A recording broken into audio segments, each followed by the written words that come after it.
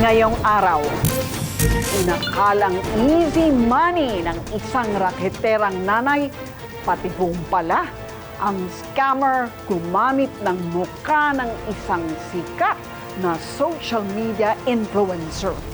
Sabi ko, ay, ang galing naman. Napakabait naman ni Ma'am Rosmar. Tapos ang ginawa ko po, tinignan ko po yung Gcash ko. Wala na pong laman. 51 pesos na lang po yung tinira niya. Pambili ng ulam. Nasasaktan po ako sa sinasabi nila kasi scammer daw ako. Plantito at plantita nadala sa mabulaklak na salita ng isang bogus online seller. Napakarami ng dahilan. Yun nga, na-sprayan, nasunog ng araw, binaha, nasira ng tao. Parang sabi ko, parang napakamalas naman ata. Tumagal na ng taon. Kaya sabi ko, talagang wala na to. Kumbaga, parang lost cause na ako talaga. YouTuber na todo ipon para makapagpatayo ng sariling resort, binudol ng contractor na sa Facebook niya kinumisyon. Tiwalang-tiwala po ako kasi mabait siya. Mabait kausap, matino, mukhang hindi gagawa ng masama. Ito dapat guys, yung resort na papatayuan ko. Hindi ko alam bakit nagkaganto. Alam niyo bang pangatlo ang Pilipinas sa buong mundo sa may pinakamahabang screen time o yung haba ng oras na nakaharap sa mga gadget? Bawat Pinoy umaabot sa 9 na oras kada araw ang average screen time sa cellphone man, tablet o computer. Kaya naman halos lahat ng transaksyon ngayon madalian. Hindi na kailangan pang magharapan para maisara ang deal. Diyan tuloy pumapasok ang mga abangers na kawatan.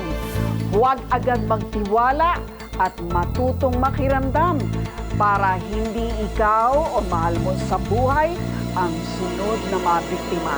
Dapat laging budol alert.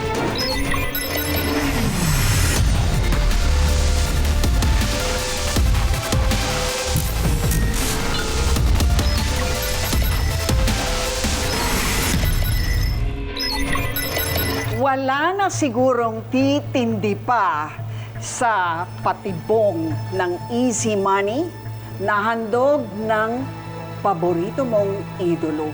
Naku po, killer combo yan. Di ba, Rainiel? Tama. Kwento mo.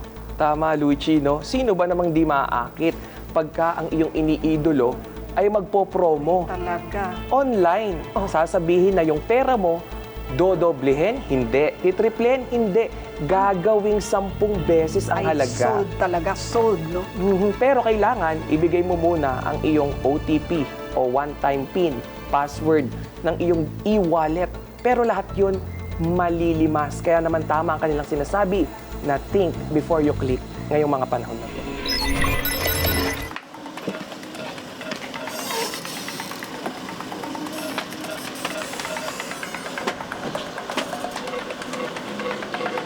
Taga-Tanay Rizal at may 4 na anak si Margie. Dito sa maliit na tindahan siya umaasa ng pagkukunan ng kaunting kita.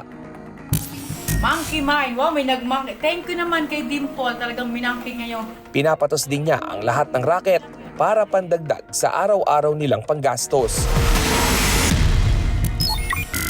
Sa kanyang libreng oras, sinusubaybayan niya ang content creator na si Rosemary Tan Pamulaklakin o mas kilala sa pangalang Rosmar. Rosmar lang ang malakas! Rosmar lang ang malakas! Dami kong sasakyan! 25 million ang followers ni Rosmar sa social media. Negosyante rin siya na nagbebenta ng mga produktong pampaganda.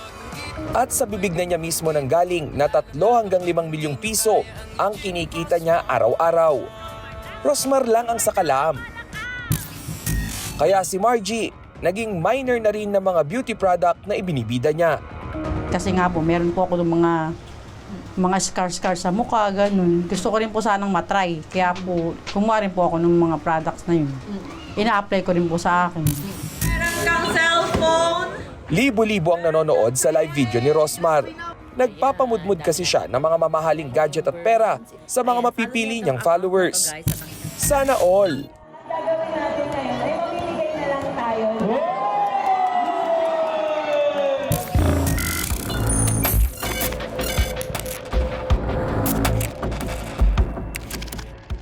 Mayo ngayong taon, tulad ng nakagawian na ni Margie, prenteng-prente siyang nag-i-scroll sa social media.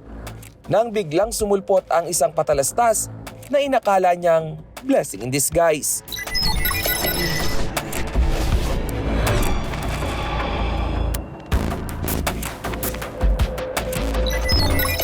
Picture ni Rosmar at ng pamilya niya sa Team Tans Vlog ang nag-pop out. Hindi nagdalawang isip si Margie.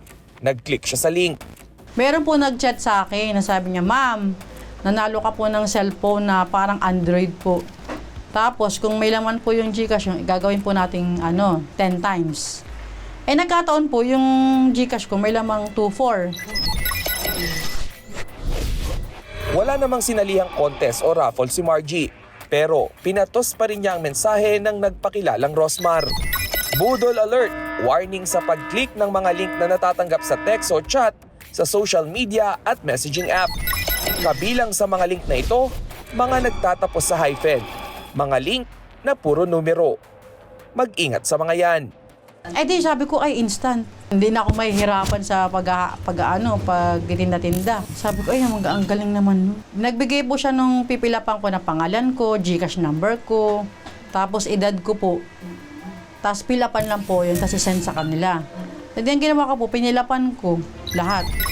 Pinadala ni Margie ang kahuli-huliang laman ng e-wallet niya na 2,451 pesos and 91 centavos. Pinapalitan din ng kachat ang password niya sa e-wallet. At dahil napalitan na nga ang password, hiningi rin ng nagpakilalang si Rosmar ang one-time password na natanggap ni Margie, pati ang MPIN o Mobile Personal Identification Number niya. 4 na numero ito na mahalagang security feature para magamit ng mambubudol ang account niya sa e-wallet. Tapos sabi niya, "Ma'am, ang pagpaprocess po ng paghuhulog ng pera sa inyo, pa-bangko po.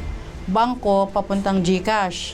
So ngayon po, kailangan po naming makuha yung GCash number. Yung GCash number niya po at saka yung OTP number. Kasi may magsesend po sa inyo dyan ng mag-request po." Walang kamalay-malay si Margie na na-access na ng inaakalang si Rosmar ang e-wallet niya. Pagtanong ko po sa kanya na, "Ma'am, okay na po ba?"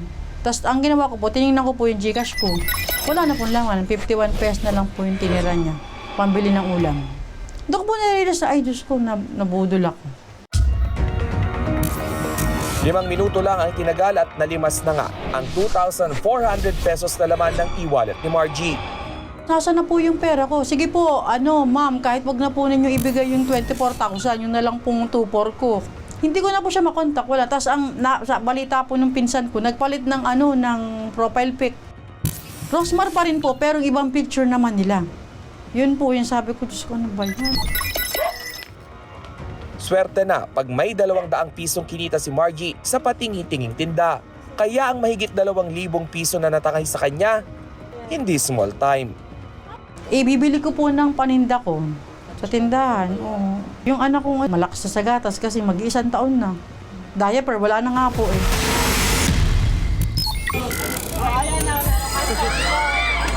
Ayan legit talaga yung mga pinamimigay natin. Kasi nakita nyo naman guys, yung motor na parapol natin, nandyan na rin. Ayan na, brand new. Sino ba yan? Nakausap ko ang totoong Rosmar. Dati po siyang... Hindi lingid sa kanya na maraming nambubudol ang gumagamit sa mukha at pangalan niya. Nasasaktan po ako sa sinasabi nila kasi scammer daw ako, manloloko daw ako, balik ko daw pera nila. Kung ano po yung sinasabi nila sa akin.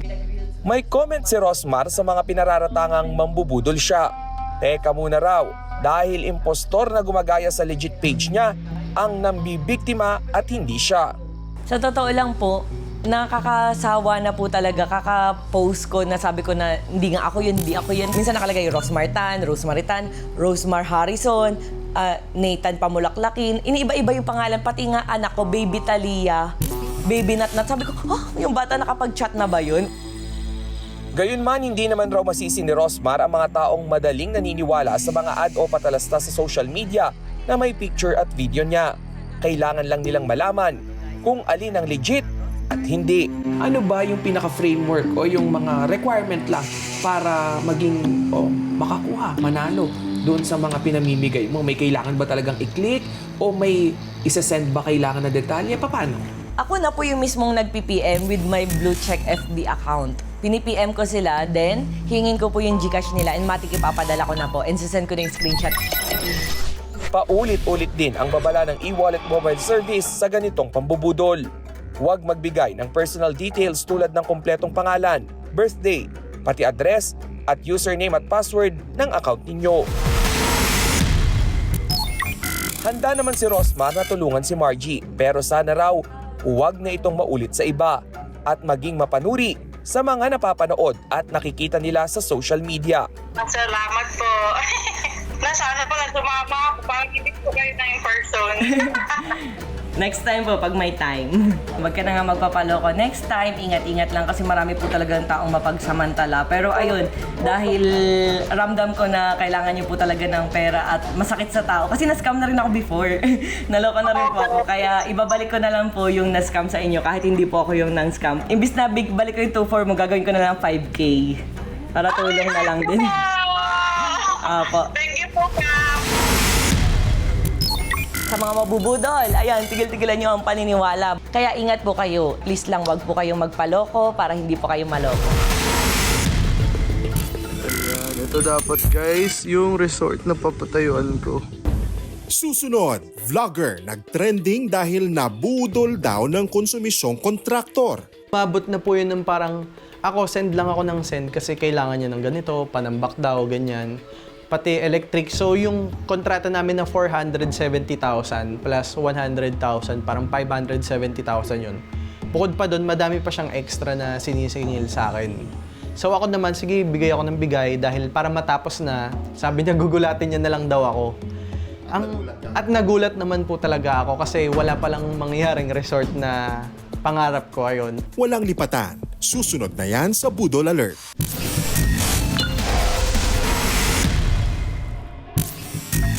Alam niyo po, isa sa mga katangian ng isang mambubudol ay magaling mag-sales talk. Alam niyo, walang matalinong tao sa isang matinik na budulero. Yan ang case study ni Gio. Yung nakausap mo, hindi ba? Negosyante, bata. YouTuber, at alam mo marami siyang negosyo, Lucy, pero nabiktima siya ng budol. Abot kamay na yung pangarap niya na dream resort. Alam mo ba kung magkano yung naibigay niya ng pera? Oh, magkano? Higit kalahating milyon, pero nauwi ito sa wala.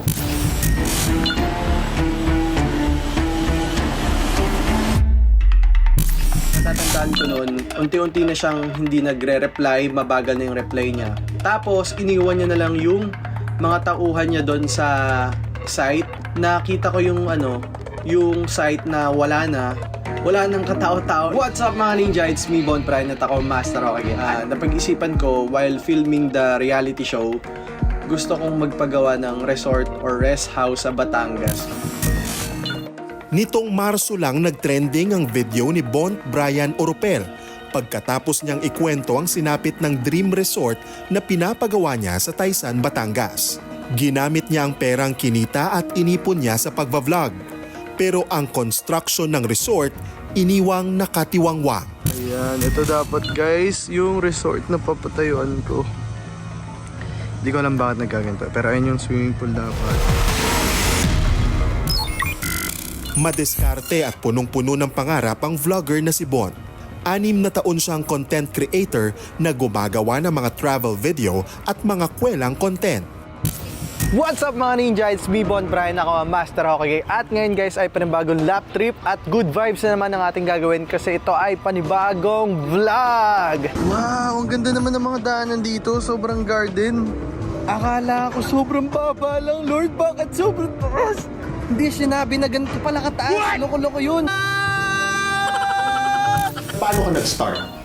Unexpected na magiging content creator ako kasi nag-aaral pa ako noon. Tinatry ko na mag-online pero hindi ako pinapalad. So, hindi ako nagva-viral. Kahit ano ginagawa ko. Pagpapapansin sa online. Sino bang mag-aakala ng isang KSP o kulang sa pansin noon, meron na ngayong 1.8 million combined followers sa mga social media platform. Nagbunga naman ang pagiging content creator ni Bon. Kasabay ng pagdami ng followers niya, ang unti-unting paglago ng kita sa mga video na ginagawa niya. Sulit ang pagod at paghihintay, ika nga. Nagkaroon na po kami ng restaurant, ng gold business, tapos meron na din po kaming mga,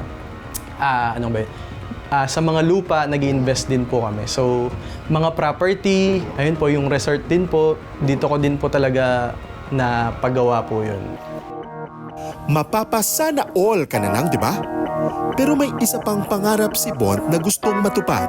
Yung resort po talaga, as in pangarap ko po magkaroon nun, not for myself, pero para po sa family ko, sa friends ko. Parang gusto ko po ng something na mapaproud sila sa akin, magiging pahingahan namin together ng partner ko. Sa lupa niya sa bayan ng Taysan sa Batangas niya ipatatayo ang pangarap niyang resort. December 2022 niya gustong simulan ang pagpapagawa nito at plano naman niyang matapos ng 3 hanggang 4 na buwan. Isa na lang ang kulang. So kumbaga contractor yung hinanap? Yes po, contractor po. Or gumagawa ng jacuzzi, swimming pool lang po. Kasi hindi ko pa planong ipagawa lahat eh. Gusto ko yung sa pool lang, iba yung sa bahay. So nakita ko, ang daming maganda naman to. Parang na-imagine ko na yung sarili ko, magsiswimming na ako dito, ganun. Pero ayun po, naghanap po ako sa online, sa Facebook. Isang kontraktor ang nakausap ni Bont sa online marketplace. Nagpakilala siyang kontraktor na swak sa budget at plano ni Bont.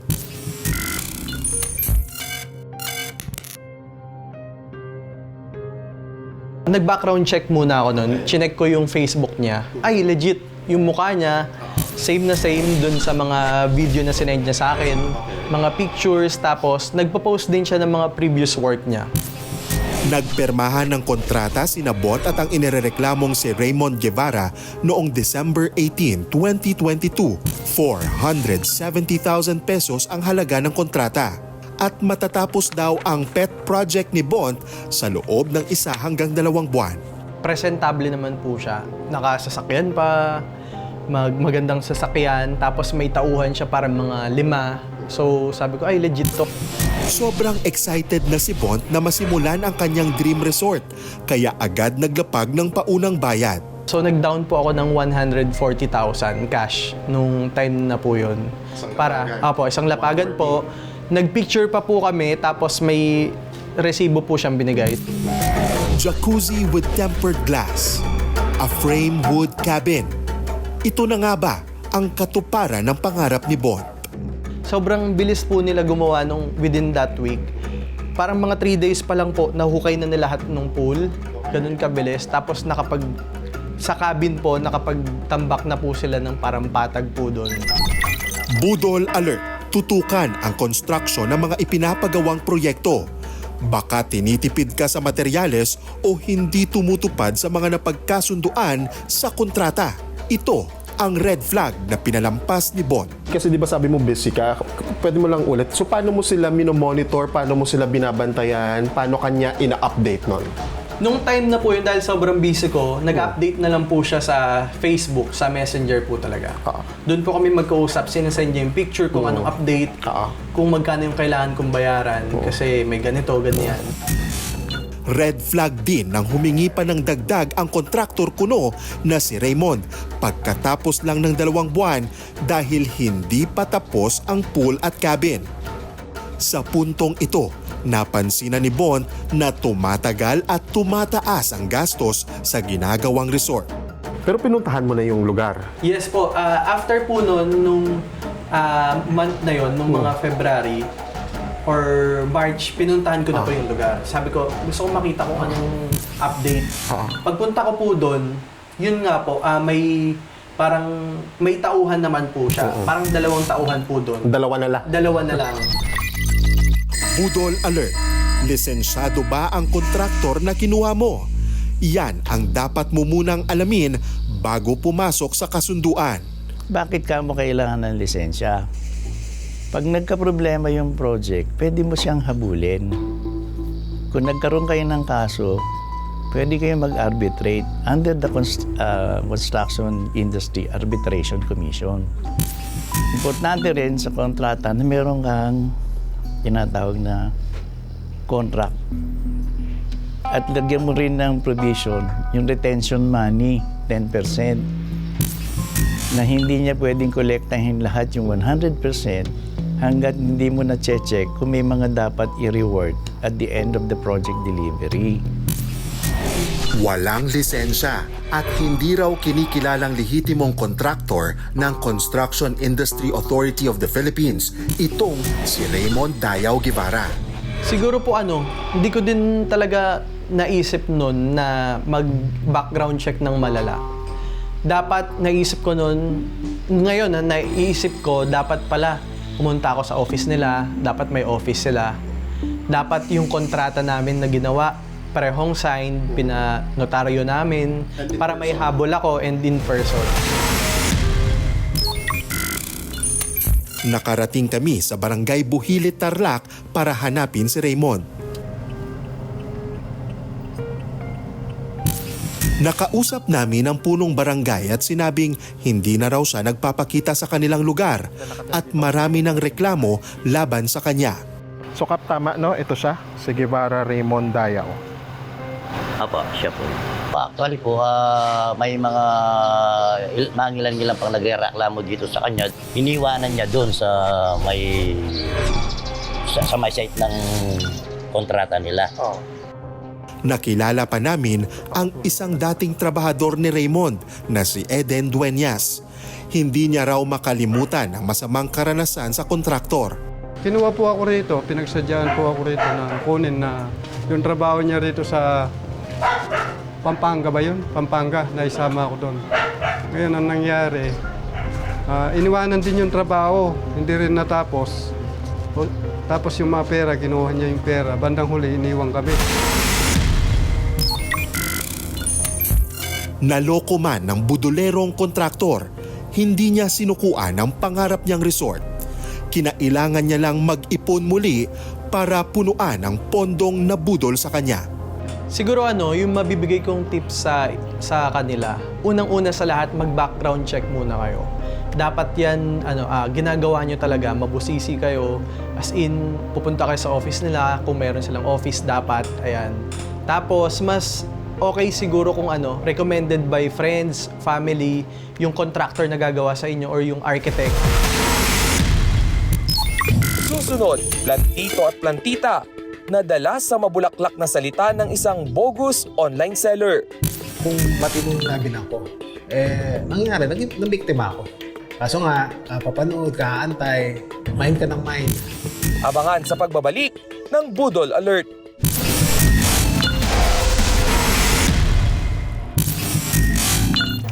Sa mga kapwa ko plantito at plantita, mga adik sa halaman, naku, alam nyo ba, tayo ang paboritong-paborito ng mga budolero dahil alam nila na napakadali nating mahumaling sa kanilang mga mabulaklak na pagbenta ng mga rare plants.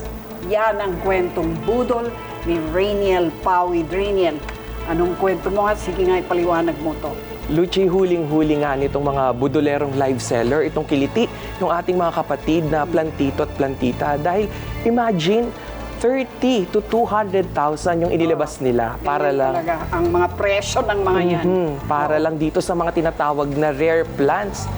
At ang nakakapagtaka dito, Luchi, imbis na peace of mind yung maitanim nila noong pandemic, sobra patong-patong na stress yung kanilang inani hanggang ngayon dahil naghahabol sila sa perang napunta sa wala.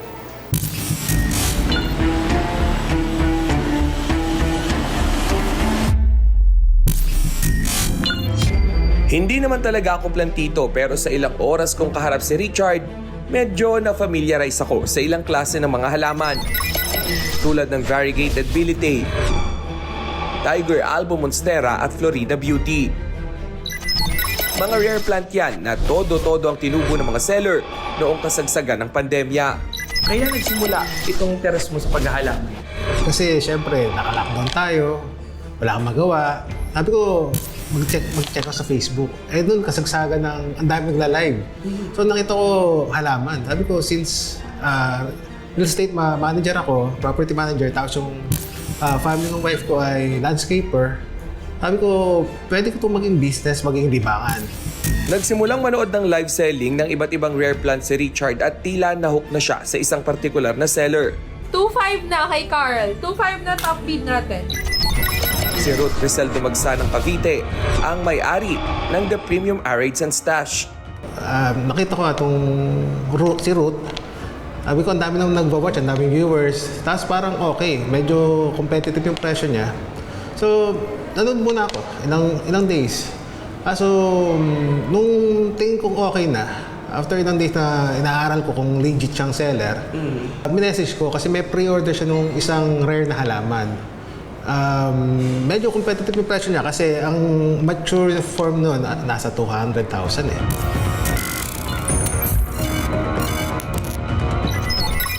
Tissue cultured na variegated bilite ang unang natipuhan ni Richard. Agad siyang napamine sa halagang 8,000 pesos. 2 to 3 weeks ang delivery. Dahil nga kampante siyang legit ang seller na si Ruth, ang isang paso, naging 2, naging 3, hanggang sa naging 7 ang pre-order plant ni Richard. Yung next na pinakamahal ko, yung Florida Beauty. Yun yung around 7,000. Yun yung mga, pag sinabi kasi variegated, hindi siya plain na green. Meron splash ng white. Yun yung mahal, yun yung maganda tignan eh. So, ang tiwala ko kasi nga, maraming mo order, tapos nga, kailangan kasi stable eh. Ako kasi dumating sa akin na patay yung halaman. So, willing ako mag-antay ng months. Umabot din sa 39,000 pesos ang ginastos ni Richard. Binayaran niya ito kay Ruth sa e-wallet. Tulad ni Richard, nakilala ko ang isa pa sa mga sinusuplayan ng halaman ni Ruth Dumagsa na si Jennifer Yare mula sa Las Piñas. Kampante siya dahil 2 beses na raw nakabili si Jennifer ng imported rare plants kay Ruth. Ito si Ruth, parang medyo malapit-lapit kasi sila sa... May kakilala kasi siyang parang... I'm not sure kung kapitbahay ba namin or hindi. Pero yun na, nakita ko sila sa live. Okay naman sila sa live eh. Alocasia mula sa Holland at Monstera Albo na nagkakahalaga ng 70,000 pesos ang mga halamang nabili niya mula sa live selling ni Ruth. Nang lumaon, inalok na rin daw ni Ruth si Jennifer na mag-invest na rin sa halaman business. Kung gusto ko daw, kumita din ako, mag-invest ako sa kanila. Tapos tinanong ko kung mga magkano kaya pinakamababa yung sa investment. Sabi niya, 200K daw. So sabi ko, sige yun na lang ang kaya ko. Ito ang dokumentong pinadala sa email ni Jennifer. Nakasaad sa kasunduan nila na anuman ang mangyari, maibabalik ni Ruth ang pera ni Jennifer. Easy money na 30% din daw ang tubo niya sa investment. Katumbas ito ng 60,000 pesos every 45 days. Pwede nang magpa-burger si Jennifer. Yun ang problema ko, wala akong natanggap ni piso hanggang ngayon. 3 years na ngayon, wala akong natanggap. Minsan tinatakot ko na nga nakasuhan ko. Kaso sabi ko, busy lang ako this month, mag-antay lang po kayo. Parang sa inis ko na talaga kasi kailangan ko na yung pera kasi hindi naman ako mayaman eh. Marami daw namatay na plants, marami daw binabayaran naman daw nila yung iba paunti-unti. Tapos promise din sila ng promise sa akin na papadalhan daw nila ako sa susunod, hanggang sa wala na talaga. Hindi lang pala si Jennifer dahil pati si Richard halos inugat na sa paghihintay sa mga pangako ni Ruth. Sir Juan, kailan yung punto na napuno ka na? Napakarami ng dahilan. Yun nga, na-sprayan, nasunog ng araw, binaha, nasira ng tao. Parang sabi ko, parang napakamalas naman ata. Parang hindi na kapanipaniwala. Pero rason, tumagal na ng taon. Kaya sabi ko, talagang wala na to. Kumbaga, parang lost cause na ako talaga. 39,000 pesos daw ang binayad ni Richard kay Ruth. Pero 4,000 pesos lang ang nabawi niya. Patay tayo riyan.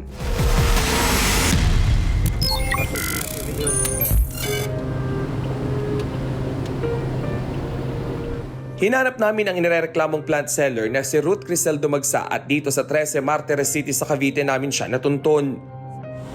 Andyan po si Miss Ruth.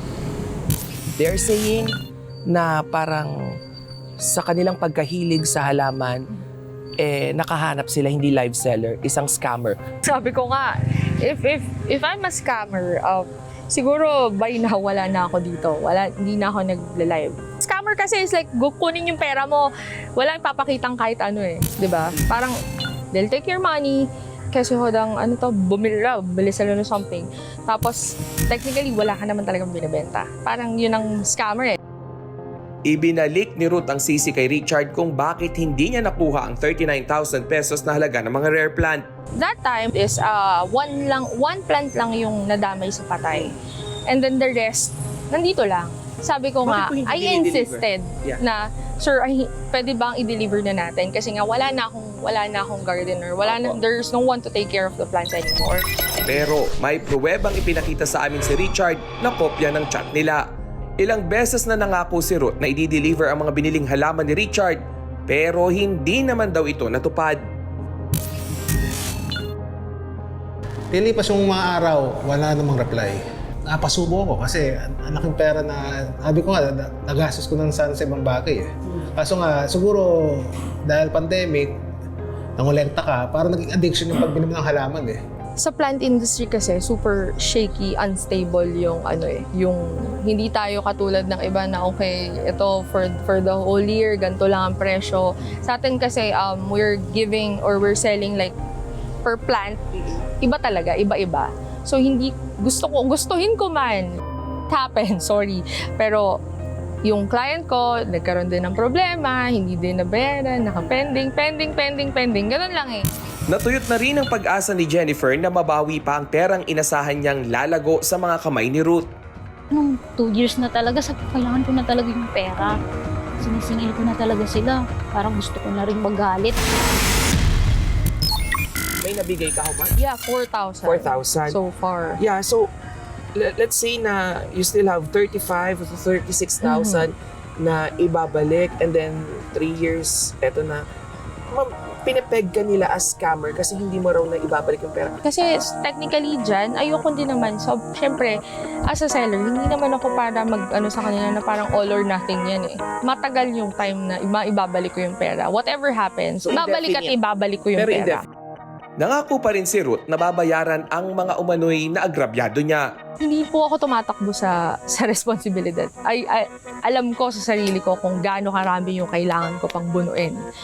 Pero kasi for this moment, hindi talaga kaya ng sigils. Ginagapang ko, I'm trying my best. Naku Ruth, sabi mo yan ha, wala nang bawian at huwag sanang daanin sa mabulaklak na salita lang.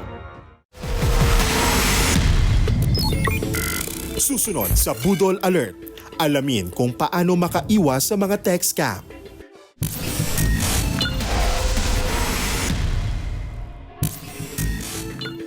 Sa kwento ni Margie, red flag na kung tutuusin ang pagtanggap niya ng mensahe na nagsasabing nanalo raw siya ng premyo. Pero ang nakalimutan niya, wala naman siyang sinalihang kahit ano. Sa karanasan naman ni Richard at Jennifer, marahil natugunan kaagad ang reklamo nila kung inilapit agad ang problema sa mga otoridad. Walang maliit o malaking halaga ng pera ang dapat mapunta sa mga manloloko. Kaya huwag hayaan na magoyo nila tayo. At yan ang aking Budol Alert. Ako po, si Rainiel Pawid. Libre ang mangarap. Totoo naman yan. Pero sa mata ng mga mambubudol, sasamantalahin nila ang pinaghirapan mong pera at panahon para sa pagtupad ng mga plano mo sa buhay. Kaya bago pa maging bangungot, ikaw na mismo ang kumilatis. Hindi dahil mukhang elegante o disente, hindi na yan red flag. At yan ang aking Budol Alert. Ako po, si Gio Robles. Extra Budol Alert! Isa ka ba sa mga nakatanggap ng text mula sa iyong service provider tungkol umano sa rewards na pwede mong i-redeem?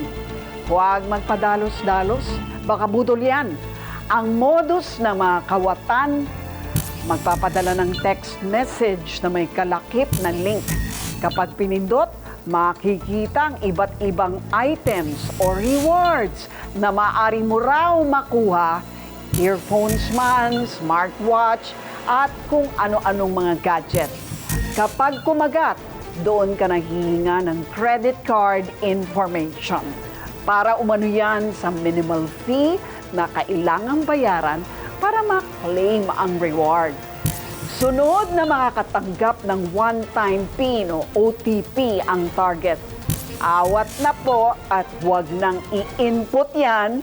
Style kasi yan ng mga kawatan para magamit ang iyong credit card sa mga modus na transaksyon.